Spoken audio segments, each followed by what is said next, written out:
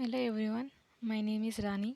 I am studying at Institute of Aeronautical Engineering, BTech second year, CSC, C section, and my roll number is 229550 So today I am going to give presentation on synchronization in Java.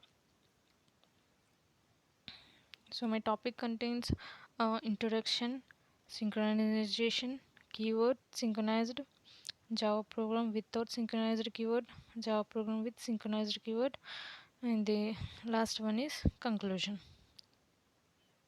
Introduction. Java is a prominent computer language that was developed in 1995. Oracle owns it and it is used by over 3 billion devices. In Java, synchronization is the ability to regulate multiple threads, access to a shared resources.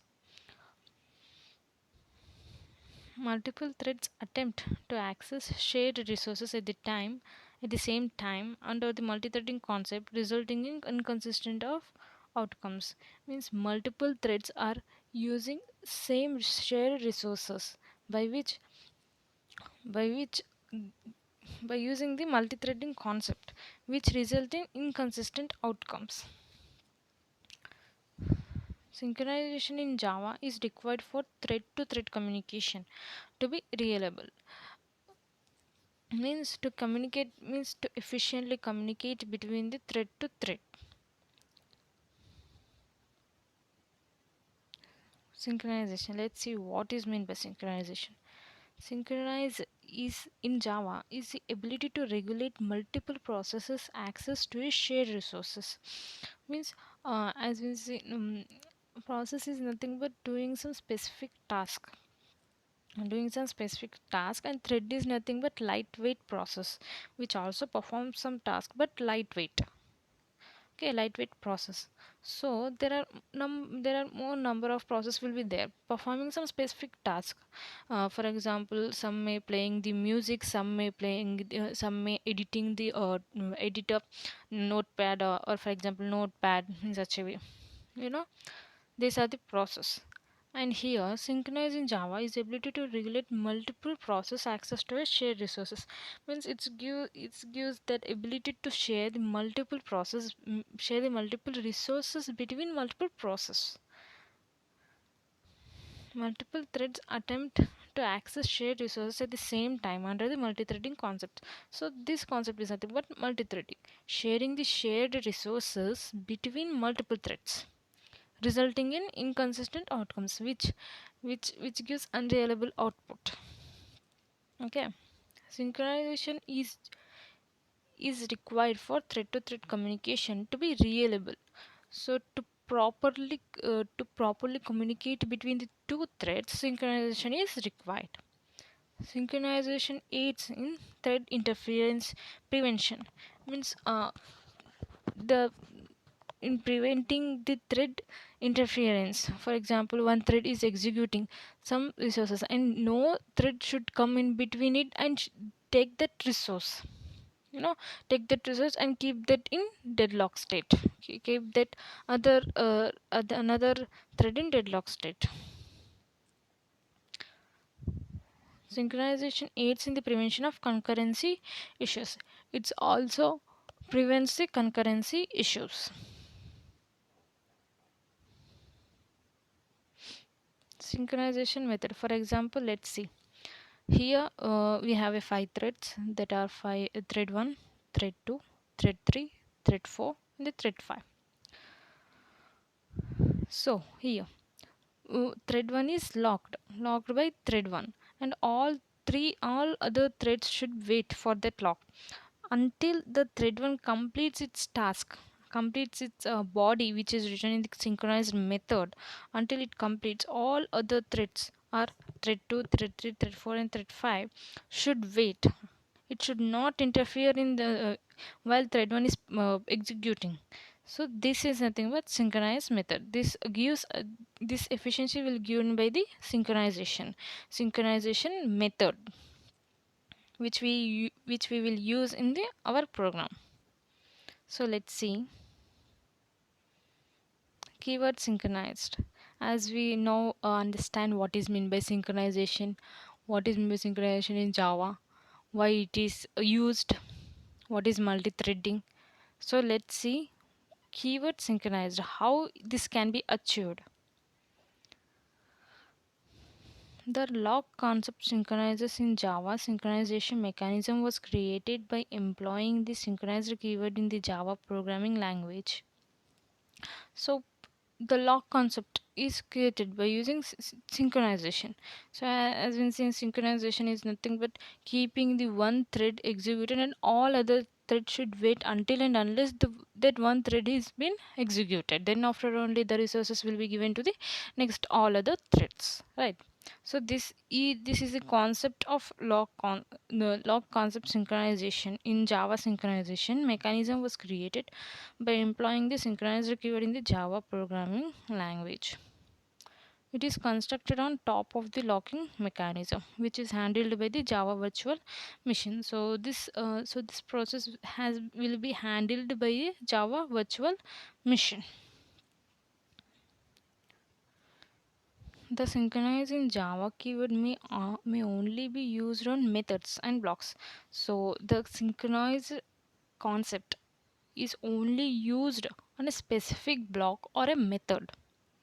It cannot be used on classes or variables, so it can be used on classes and variables. The synchronized keyword in Java generates a crucial section, which is a block of code.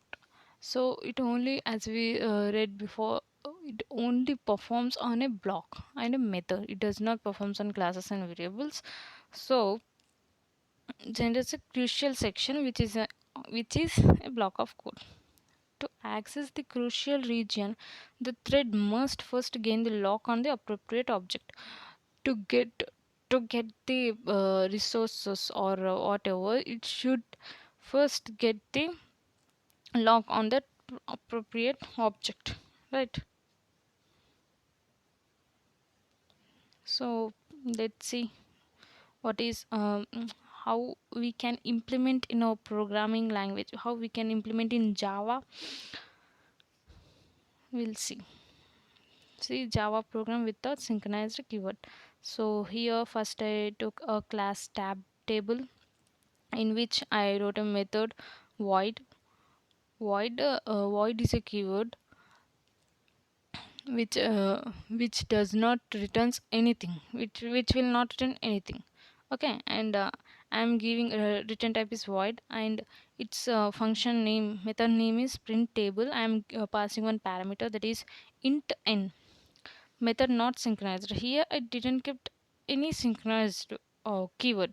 So for synchronization we use synchronized keyword. So here it didn't kept, means this is without a synchronized keyword. So in that function I am writing for int I is equals to 1, I less than 5, I plus plus. Here I am declaring I and initializing it to 1, and it should be less than or equals to 5, and after the printing the below statements it should increment. So in such a way, I is less than 5, then it will come down system dot println n into I. Here I am passing the parameter n, right? That n into I, which I would which I just declared and initialized. And then I am to accept try catch block is used for handling the exceptions. So here I am handling the exception, which is IO exception, which is exceptions. Okay, try thread dot sleep. Here sleep is a method to uh, to pass to pause the thread for some time, to suspend the thread for some time. Here I am giving 400 nanoseconds. Okay, thread dot sleep 400. Then after writing the try catch, here try is nothing but the try contains the code where the exception raised, and that raised exception will be handled by the catch block. So here thread dot sleep 400 is raising the exception, and that will be caught, that will be handled by catch block, that is catch exception. I'm creating one object, that is E, and under that I'm writing of statement, that is system dot out dot println E, means if any error came, that error will be displayed by using the object of exception here. and now I am closing the catch block, and I am closing the for loop, and I am closing the function method, and I'm closing the class also. Next I am creating next another class, that is class my thread 1 extends thread. Okay, my thread 1, and now I created my thread 1 extends thread. Thread is a base class for we can implement thread by using thread class, or by implementing extend thread class, or implement runnable interface. So here I am using thread class by using extending the thread class. In that I am creating object for table, that is class which I before declared. Here we have written a code for that, right, class. So that I am creating object, and here my thread 1 table t, this is constructor, this is constructor my thread t1, my thread t1 table t2. I'm passing the uh, uh, object, I'm passing the object of table to the my thread 1 as a one parameter. So here this dot t is equals to t, it just initializes here. Here this is this keyword is used to point to the current object, current variable, current method in such a way. So here this dot t is equals to t. Here I'm calling that using t, right, that will be assigned to t. Next I am writing a function which is public void run. In that I am t dot print table. Here I am calling that function which is there in table, public void run t dot print table 5. I am giving the parameter here, print table takes one parameter, right, that is 5. I am giving here. So thread will be executed when you call t dot start. When you call t dot start, it will directly go to the run method which I written here. It will first come to here t dot print table 5. It will then go here and execute this block. So next see, I took another thread class thread 2 extends thread table t my thread 2.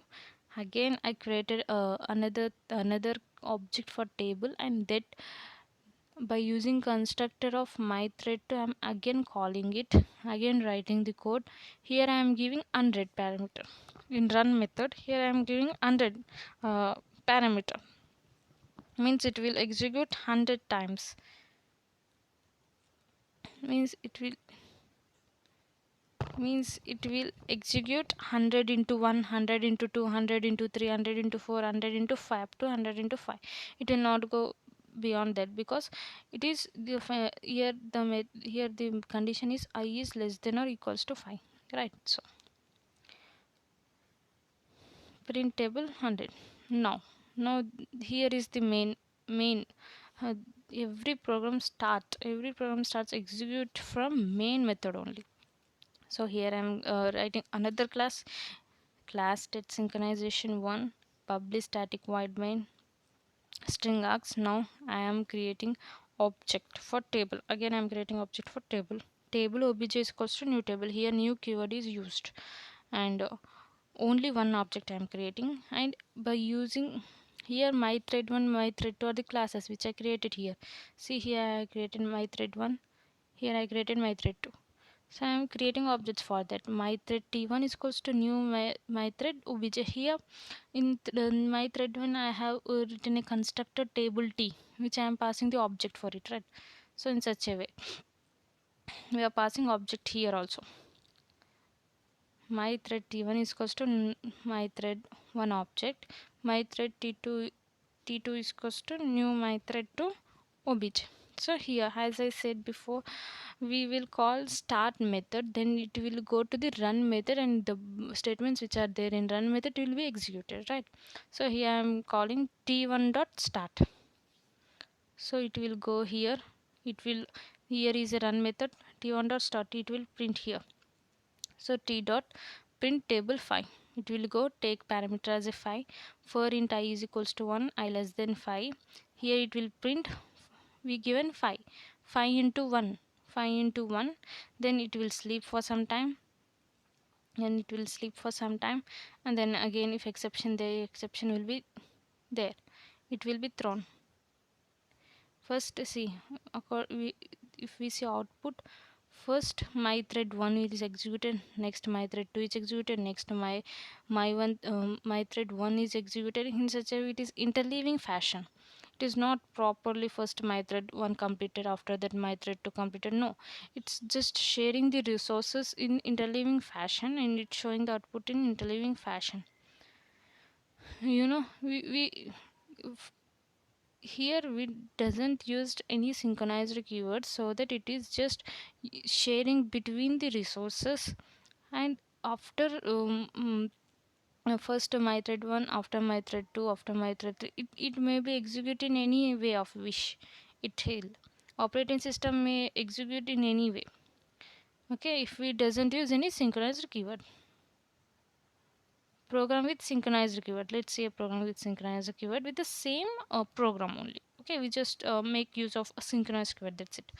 So here class table synchronized void print table intent same as we created, but just I'm using keyword synchronized void. Method name is printable, and giving the parameter as n, and for int I is equals to same, I'm declaring the I variable, and assigning it to less 1, and making the condition that I is less than or equals to 5, until it should not be on go for 5, it should go less only, and it can go up to the 5, it can't go beyond it. Okay, then system dot n into I, again I'm writing try catch method for handling the exception. If exception occurs, that is thread dot slip 400, and catch for handling the exception.